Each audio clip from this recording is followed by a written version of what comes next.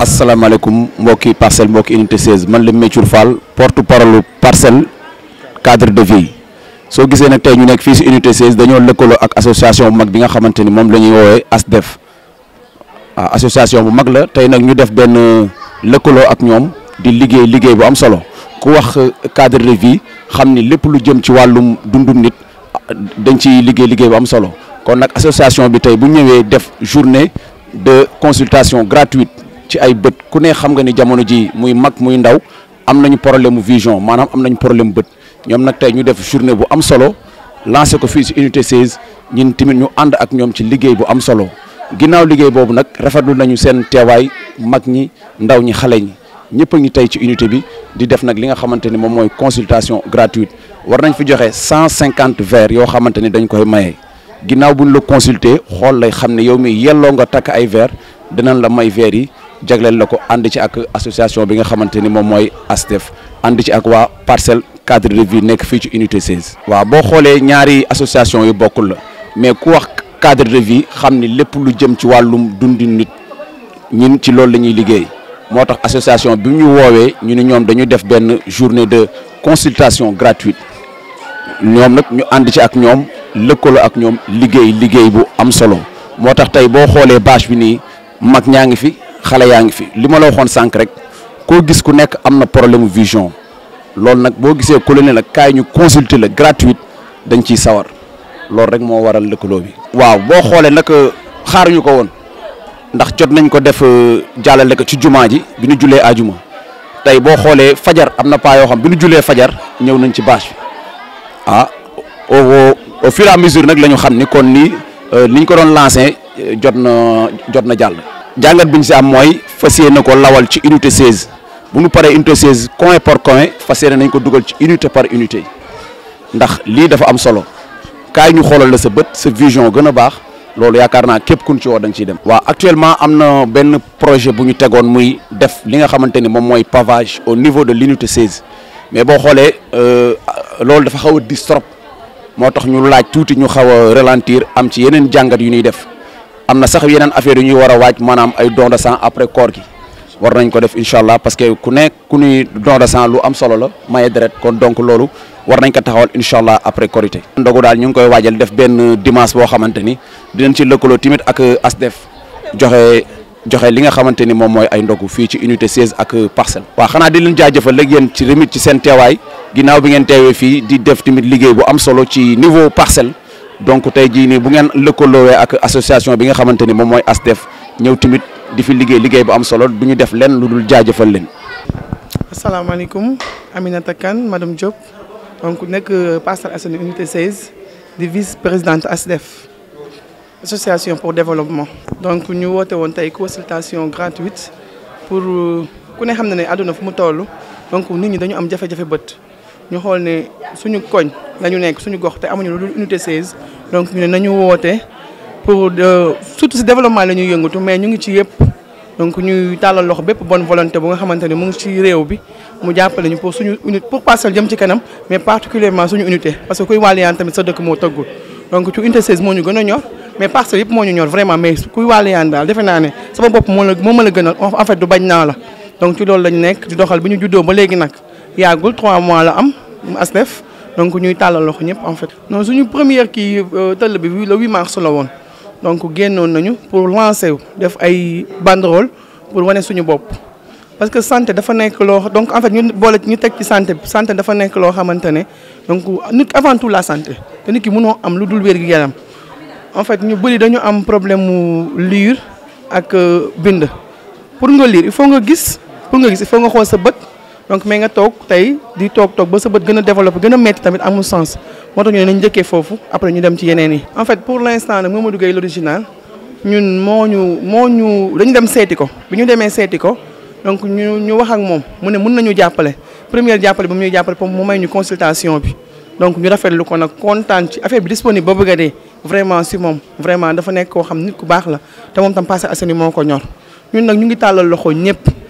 ñëpp képp ku ñu woo. pour jàppale ñu rek pare nañ pour nga ñëw jàppale ñu parce que ñun avant tout suñu gox daal la ñuy lijjanti te képp ku ñu jàppale tam ñu ngi sa ginnaaw pour jàppale suñu gox voilà moom mooy daal moo ñu ko yombalal. am nañ ay projets yu bëri yu nekk suñu kanam ak activités yu bëri yu nekk suñu kanam parce que développement la ñu wax te ku wax développement donc am nga ay journée yoo xam te ne da ngay defal lépp loo xam ne jigéen da koy soxla rek pour développer ñu ngi ci kawam. jiwaat mais nag ñu ngi ak suñuy góor yu baax yu ñuy jàppale biir unité 16 vraiment ñu ngi ak suñuy góor yu baax ñoom tam ñu wax seen association di ñu jàppale vraiment lu ñu taxaw ñoom ñu ngi suñu ginnaaw di ñu jàppale vraiment. Vraiment dem nañ fa nag mu accueillir ñu vraiment avec les bras ouverts vraiment toog ñun may ñu temps am yëpp ak jotam te dañu nekk man dama nekk koo xamante ne moom li saa ci gën a bañ moom laa gën a bëgg mooy ku ma yëg vraiment mu ubbil ñu kanamam vraiment wax ak ñun dañu jàppale te ñi toog sax moom moo leen yebal pour ñu ñëw vraiment te suñu 8 mars bi aussi am na ñu mu yebaloon pour ñu ñëw mu ngi ñuy jàppale bu baax a baax a baax. dañ koy rafetlu xam nga woote ñu wuy si la yombul donc boo wootee publier rek demoo publicité woo télé publicité woo rajo da nga publier rek partager nit ñi wuy si la da nga ciy am fierté kontaan ci am ci mbégte vraiment te ñaan yàlla nag chaque année ñu koy mën di def rek. appel bi may lancé mooy ñu ngi tàllal bonne volonté yëpp loxo pour ñu ñëw jàppale ñu vraiment ñu jàppale ñu si Parcelles Assainies surtout Parcelles Assainies dafa xaw a dellu ginnaaw tuuti si Parcelles Assainies surtout loolu la ñuy ñaan mais particulièrement tamit unité 16 parce que ñun ñooy unité 16 mooy suñu pari unité 16 rek lañ am voilà. asalaamaaleykum maa ngi nuyu ñëpp di ziar ñëpp man la Badiane Kouna Dieng unité 16 bàjjenu gox dama fi ñëwoon nag tey ci consultation gratuite bi nga xam ne Mamadou Gueye l'original moo ko maye ma ñëw fi en tant que bàjjenu gox. waaw mu nekk initiative bu rafet macha allah ndaxte bëri na ñoo xam ne ñu ngi feebar te mënuñu dem hôpital parce que ñun bàjjenu gox yi dañuy jànkoonteeg toujours problème yu mel noonu dañuy feebar duñu am moyen pour dem hôpital te tamit bàjjenu gox yi tamit bëgg nañ mais mënuñu amuñu tamit moyen boobu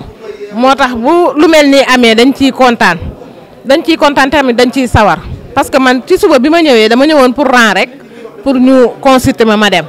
mais bi ma ñëwee gis situation bi dama ci kontaan ba man maa jël sama initiative bopp pour jàppale leen parce que dama ci sawar lool. macha allah pour une première fois moom réussir na pour man parce que communication bi moom jàll na ku ko yëg wax nga ko sa moroom te ñi nga xamante ne ñoom ñoo taxawaay bi ci unité bi ba lii am kii boddiwuñu kenn wax nañ ko nit ñi. pour ku ko yëg tamit nga yëgal ko sa moroom parce que communication pour loolu la daal loolu la ku ko yëg rek nga wax ko sa moroom. xanaa ñu gën a jàpp rek ndax fi ñu teg seen tànk foofu la gën a ut ay partenaires ñu jàppale leen parce que unité bi nag soxla nañ ku ñu jàppale trop poste de santé bi sooxe na ma profité ci occasion bi parce que man moo ma fi tax a taxaw poste de santé bi eau de javel sax pour ñu am ko problème la donc sooxe na trop sax amuñu benn moyen bu ñu mën a liggéey te pourtant ñu ngi góorgóorlu ba léegi. jumaa ji noonu unité 16 daal d'une manière générale soxla nañ ku ñu jàppale ku ñu dimbali waaw ku ñu dimbali loolu nag. waaw sànq rek maa ngi ciy wax ak Ami Collé Kane mu ne ma bi ma la waxee ba tey gisaguma la bi mu may yëgal consultation gratuite bi ci laa xam ne association bi juddu na à partir de tey nag man maa ngi ci biir parce que déjà bokk naa te incha allah ci kanam lañ jëm dinañ fexe ba ñu mën a liggéey ak poste de santé bi bu soobee yàlla ndax ñun ku ñu jàppale rek lañ bëgg. waaw sama kàddu bu mujj mooy maa ngi gërëm ñi fi teew ñëpp di sant ñëpp di gërëm Gueye l'original parce que moom ci solidarité la ko ñëpp xam man de ci laa ko xam wax dëgg yàlla gis naa ni muy jàppalee doomu aadama yi ma koy ñaanal yàlla yokk ko ba mu yëg ko may ñaanal tamit ñi nga xamante ne mooy ñoom Ami Collé Kane ñi nga xamante ne ñoo nekk ci koñ bi taxawal association bi di ñaan yàlla gën a dëgëral taxawaay bi association bi dem bañ koy dégg fu sori incha allah.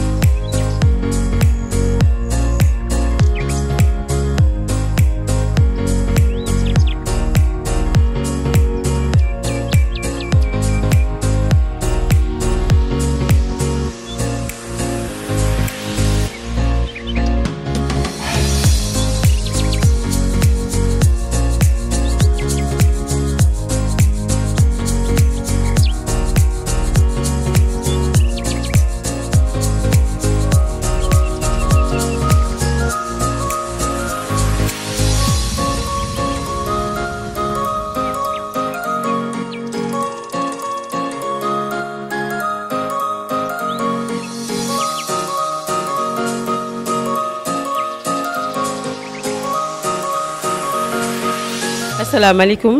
donc maa ngi nuyu ku nekk ci turam ak santam di kontaan lool ci initiative bi maa ngi tudd Soukeyna Ndiaye je suis adjointe au maire des Parcelles Assainies maay représenté tey Ababacar Jamil Sané ma ànd ak présidente commission JPS Mati Gueye pour ñu ñëw fekkee seen journée bu importante bi. vraiment damay rafetlu d'abord initiative bi gis ne man en tant que actrice en tant que habitante unité 16 fii laa dëkk mun naa wax ne fii laa yaroo gis ne 16 jours dëgg yàlla dafa xawoon nelaw ci côté bii nii tey bu ma ñëwee gis ASDEF jël initiative. wax ci def journée bu mel ni dama koy rafetlu di kontaan lool di leen wax ne à chaque fois activité bu munti am fii nii unité 16 monsieur le maire dina leen accompagner. non dañ ci kontaan parce que Ababacar Jamil Sané à chaque fois politique am mooy démarche participative moom loolu la bëgg ak inclusive ça veut dire que ñëpp jàpp ci liggéey commune Parcelles Assainies bu ko defee ñu mën a avancer mën a liggéey bu baax mën a changer aspect. Parcelles Assainies kon association ASDEF bu ñëwee pour gis maire da koy rafetlu kontaan si doon ay initiative yoo xam bëgg nañu ñëpp jëlal ko seen bopp te développement balaa muy commencer ci communauté bi ci mairie bi day commencer d'abord ci communauté bi muy ku nekk gox bi nga nekk yow yaa mën a def dara apporter quelque chose gox boobu noonu en plus maire ñëw dooleel leen accompagner leen nekk ak yéen sur le terrain te à chaque fois ñu loolu lañ bëgg te lii moom dañ koy rafetlu gis ne yéen a ngi ci lancé bu baax bu rafet boo xamante ni ñun ñëpp bëgg nañ ko te incha allah day doon loo xamante ni dañ koy pérenniser na exemple lay doon pour yeneen quartier yi. de fierté la ma kii je suis très fière man ba pare je suis émue te mun naa wax ne vraiment dama kontaan tellement que ndax bu ma gisee jigéen ñi jug jël lépp en main ne duñu bàyyi seen gox mu suuxee. dañuy def quelque chose boo xamante ne dinañ mën a dimbale surtout les personnes âgées troisième âge bi ñu ne dañ leen di dimbale ñoo xam am nañu problème mu bët ñu ne il faut que ñu xool leen saytu leen jox leen may leen lunette yoo xamante ni da leen di permettre ñu mën a gis vraiment loolu fierté la kontaante la te di ñaax sama morom jigéen yëpp ñu def comme exemple comme ASDEF li ñu def nii na vraiment lii jigéen ñëpp buñ ciy dox bu soobee yàlla commune bi day marché Sénégal day jëm kanam. ndax jigéen moo mën a téye en main mun naa wax ne économie muy côté santé muy lépp jigéen moo ci mën a taxaw ne dama koy def dama koy doxal te day dem. boo nekkee leader dëgg le temps tu n'es jamais en récréation ñu ne le leader n'est jamais en récréation lii mooy wane ne ki ko créé dafa wane carrément ne moom leadership am la wane te dafa développer sa personnalité parce que en peu de temps nga mën a organiser lu mel nii nit ñi ñëw uyu si la vrai leader moo ko mën. te leader nii lay def da ngay wane ne man fi ma nekk dama fay imposer wu def loo xamante ni dina apporter loo xamante ni lu positif ci population bi. moo tax bi ma ñëwee bi ma ko gisee déjà dama ne sama xel suñu xel dal na déjà en tant que représentante du maire ba pare en tant que adjointe au maire sama xel dal na te damay gis ne lii exemple la rek te ñun dañ koy topp dañ koy suivre te ñun mbégte rek lañ ci am nag macha allah. donc salaamaaleykum man maa ngi tudd Mati Gueye je suis la responsable genre développement communautaire et JPF au niveau de la commune des Parcelles Assainies donc aujourd'hui ñu ñëw fii par exemple ci benn consultation gratuite organisée par le groupement ASDEF mu nekk lu ñu rafetlu vraiment parce que tamit dafa nekk loo xamante ni ça va dans le développement communautaire des Parcelles Assainies donc di wax rek ne ASDEF dafa nekk groupement boo xamante ni en peu de temps ils ont organisé beaucoup d'activités donc loolu ñu ngi koy rafetlu bu baax maire tamit mu ngi koy rafetlu bu baax et donc toute la population des Parcelles Assainies aussi ils doivent aller dans cette initiative ñu loolu la ñuy seet loolu la ñuy wër en tamit loolu la ñuy xaaj population bi donc di wax rek ne man en tant que par exemple responsable du groupement et du développement communautaire nous on va faire tout notre possible pour accompagner ces genres d'activités je pense bien que groupement yu mel ni ñoom dañuy soxla ko leen di jàppale donc ñun avec nos partenaires techniques et financiers mais aussi avec la mairie am na des fois ay dons yu ñuy def am na ay financements yu ñuy def yoo xamante ni ça va leur permettre ñu mën a defaat yeneen activités yoo xamante ni day suqali gox bi donc je pense bien que aujourd'hui les Parcelles Assainies maire bu tegee par exemple un plan d'action il a besoin de ces actes de ces associations de ces groupements pour les matérialiser donc ñoom ASDEF ñu ci yoon bi ñun tamit on va faire pour nos possibles pour les accompagner mais aussi pour les suivre donc rafet bu baax cette initiative di wax tamit ñoom keneen ki nga xamante ni mu ci gox bi ñu mën a recopier ñu mën a copier ces genres d'activités c'est très important parce que man maa ngi ba ñuy dugg si ñuy gis par exemple une belle population une belle mobilisation au niveau par exemple ba ñuy dugg ci biir école bi di wane rek ne comme ça à l'entame def ngeen benn travail bu rafet parce que dugg ngeen ci gox bi yëgal par exemple cette sensibilisation wax ko population bi ñu mën a génn tey mën a ñëw ci consultation bi parce que xam nañ ne de boo nee ba nekk mag day am ay maladies yu bëri yoo xamante ne da lay fekk si donc bu fekkee da ngeen dem vers les populations yoo xamante ne ce sont des populations fragiles des populations yoo xamante ni ce sont des populations ñi nga xamante ni ñoo leen mën a dem ci ñoom parce que des fois ñun dañuy foog ne jeunesse bi rek mooy population bi alors que mag yi ci lañ bokk donc ngeen dem ci population bi nga xamante ni ce sont des populations fragiles mooy mag yi ngeen di wax ak ñoom ne leen ñëw leen ñu xool seen bët ñëw leen ñu xool par exemple seen tension ñëw ñu xool seen diabète ngeen mën leen a jàppale à ce niveau là donc ñu dañ ko war rafetlu di wax rek nag ngeen mën a continuer par exemple ces genres d'activités parce que tamit ñun loolu la ñuy xaar ci yéen te tamit on fera tout notre possible en tant que par exemple des commissions mën a ànd ak yéen accompagner leen pour que affaire bi gën a mën a cat gën a mën a jëm kanam donc di rafetlu bu baax cette initiative di wax tamit mu gën a nekk loo xamante ne day renouveler au plus tard waaw loolu la ñu amoon lu ñuy wax di remercier ñëpp tamit waaw di remercier madame Aïssatou parce que tamit moom c'est une femme très brave parce que à chaque fois dañuy interpeller à chaque fois mu ñu woon madame Mati wala Soukeyna je veux rencontrer le maire bëgg naa comme ça ñu teg telle action mais di wax rek ne ñu ngi soog a ñëw ci mairie bi moo tax lu ci bëri aujourd'hui mënaguñ ko commencer mais maire mi ngi wax bu baax mu ngi koy bàyyi xel parce que nit ki tamit boo koy à chaque fois di ko fàttali kon ñu kat dañu la bëgg a jàppale dañoo bëgg a def ay action di woo maire bi di woo par exemple man en tant que responsable en tant que aussi Soukeyna je pense bien que kooku jar naa jàppale parce que dafa nekk koo xamante ni bàyyiwul terrain bi benn yoon donc on fera tout notre possible en tant que aussi des conseillers en tant que des élus mën a jàppale population bi mën a jëm kanam incha allah donc ñu jaajëfal ñëpp di sant ñëpp merci beaucoup. asalaamaaleykum wa rahmatullah auzu billahi mina seytaani rajim bismillahi rahmaani rahim man la Adja Nar Seck conseillère municipale présidente de la commission santé hygiène et prévention pour commune des Parcelles Assainies di ko rafetlu parce que li ñuy wax avant de penser national il faut penser local te ASDEF dafa wane ni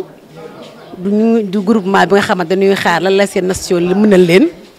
mais dañuy xool lan la mën pour seen nation développé wu. et comme la santé fait partie des services sociaux de base li nga xamante ni day soxla population ñoom ñu mën ci sóobu donc duñ def lu rafetlu ko ci di wax ni ce genre d'initiative est à saluer dans tous les quartiers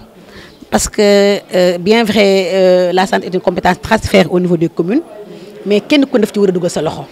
ni nga ci dugalee sa loxo mooy que ni xam naa spécialité xam na am naa mbokk yi nga xam ne ñu ngi œuvre ci santé mën naa leen indi sama koñ ñu def acte bu mel nii donc ça va profiter aux populations du quartier mais aussi dina tax ñi nga xam ne ñu ngi woon seen kër te am ay feebar yi nga xam ne ñu ngi koy sooxaal te xamuñu ko woon mu mën a génn ci yi ñu mën leen référer parce que n'oubliez pas que la santé référence la ak contre référence pyramide bi dafa bundee nu nga xamante ne dafa nekk base bi mooy le quartier mooy le poste de santé nga dem ba ca kaw nga dem EPS de niveau 1 EPS de niveau 2 donc te ci base bi nii la feebar yi leen koy génnee parce que nit mën na am tawat tëdd ci këram mais su fekkee ne gis na docteur bu ko ñëw jege ko ñëw ba ci koñam moom ñëw ba ci goxam ñëw xool ko ne ko kat yow gis naa ci yow lii kon bindal naa la kayit mënu ma ko faj fii mais suba wala gannaaw suba demal hôpital tel dimbali na ko donc ñu rafet lu baax a baax action bu mel nii. day dellu si li may wax ni jigéen mooy lépp la femme est la base de tout la femme elle est mère la femme elle est sœur la femme elle est conseillère la femme elle est ministre la femme elle est députée xam nga ndax lan seen action bi dañ koy def ci seen biir kër dañ koy def ci biir kër gi dañ koy def ci mbedd mi raison pour laquelle ñu créé association bu mel nii ne dañuy sóobu ci liggéeyal seen bopp mais liggéey seen njaboot parce que comme elle est mère mooy la mère de la nation donc il faut ñu def lu mel nii taxaw lu mel nii nekkat ñoom rôle bi leen dénk mëtal leen ko kon dañ koy doxal te ñu doxal ko lu am importance muy la santé. xam nga monsieur le maire Aboubacar Jamil Sané dafa taxawal programme santé bu am solo parce que li ñuy faral di wax rek santé qualité santé pour accès aux soins ñett la nga bëgg faju am foo fajoo te gis nañ au niveau de la commune des Parcelles Assainies am na 6 postes de santé am benn centre de santé kon bërëb yu ñu fajoo ñàkkuñu ko léegi xam nga ñuy wax kañ la qualité des soins foofu nag moom la teg tànkam amuñu problème bëri bu fajukaay mais dañoo ne dañuy dooleel qualité bi en diversifiant l'offre de soins diversifier l'offre de soins mooy que ni li fi nekk ñu càmbar ko xool lu ñu koy yokkee ba kenn dootul jéggaani di wut feneen spécialité loolu mooy programme le maire Aboubacar Jami Sané pour la commune des Parcelles Assainies mun nag ànd ak ci ñi nga xamante ne doon xarañ ci wàllu woowu mu ànd ak ay techniciens yi nga xamante ne xam nañ santé yàgg nañ œuvre dans le secteur de la santé mu jël leen teg leen ci wetam parce que moom dafay def ni à chaque fois ki demen bu mu munti doon defe naan ki nga xamante ne moo ko xam moom laa ko jox moom sa devise c'est la personne qu'il faut à la place qu'il faut donc loolu moo tax mu ne kat mu dénkuñu santé ndax ñun ñi nga xamante ni ñu ngi santé depuis plus de 20 ans ñu occupé poste yu bëri ci secteur boobu donc xam nañ ko loolu mu jël dénkuñu ko ñu ñaan yàlla subhanahu wa taala yàlla bu yaakaar tas yàlla nu yàlla dooleel ba fi mu bëgg jëmale santé ci gox bi yàlla yëgale ko fa. xam nga le poste de santé yi hôpital Mame Abdou hôpital Mame Abdou dafa nekk ni hôpital centre de santé niveau 1 ñun suñu mbébét moo yóbbu ko centre de santé niveau 2 mooy suñu mbébét te loolu dafa laaj ay investissement dafa laaj ñu indi yeneen spécialité dugal ci poste de santé bi bëgg nañ képp ku nga xamante ni jigéen la nga bëgg def visite prénatale nga defee ko fi soo bëggee mucc nga muccee fi ñu wutal la bloc opératoire ba nga xamante ne soo amee problème dootoo jéggaani ñu lay dugal ambulance yóbbu fenn ci bloc opératoire ba ngay dugg am yëpp mu am labo ba nga xamante ni yow soo defee si visite prénatale ba pare ñu war la war a defar analyse ci biir labo boobu ngay dugg ñu defal la analyse donc ñu bëgg nekk daal mu nekk hôpital bu mucc ayib lépp lu ñuy wax dans le cadre de la normalisation des soins de santé dans un centre de santé niveau 2 ñu fekk ko Mame Abdou te ci loolu la ñuy dox donc on a nu ko waxee la liste des activités nga xamante moo war a nekk ci centre de santé niveau 2 donc Jamil incha allah le maire monsieur le maire dafa bëgg dox ca loolu aussi bien avec l'État qu'avec les partenaires techniques et financiers parce que barki démb dafa ñëw rek lu mu njëkk a song mooy le POCT le programme opérationnel de collectivité territoriale santé action sociale il est parmi les rares communes yi nga xamante moo ko fi njëkk a def xam nga ndax lan parce qu'il était dans les deadlines dañ ko doon déposer avant le 16 mars pour bokk ci programme de triannuel bu hôpital bu ministère de la santé mu ne moom du xaar da koy def ndax ñun waa commune des Parcelles Assainies ñu mën a dugg ci programme PTA yooyu donc xaarul dara xam nga kon kooku du xaar kenn te mi ngi ci loxoom xam ne kon santé lu ko ñor la parce que xam ne santé ku ko yor ku nee na waxee wér-gu-yaram c'est la base de tout soo wéru taroo dara la meilleure chose que tu peux offrir à un être humain c'est la bonne santé waaw xanaa di dellu si di gërëm waa ASDEF vraiment di rafetlu initiative bi dellu wax fi ñu teg seen tànk foofu la parce que jigéen ñi rek la mënal ko xam parce que seen doom ñoo ci ñoo comme on dit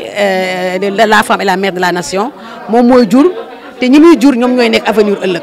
donc su tegee ci tànkam ci santé dañoo rafetlu ko di leen wax vraiment félicitations et bonne continuation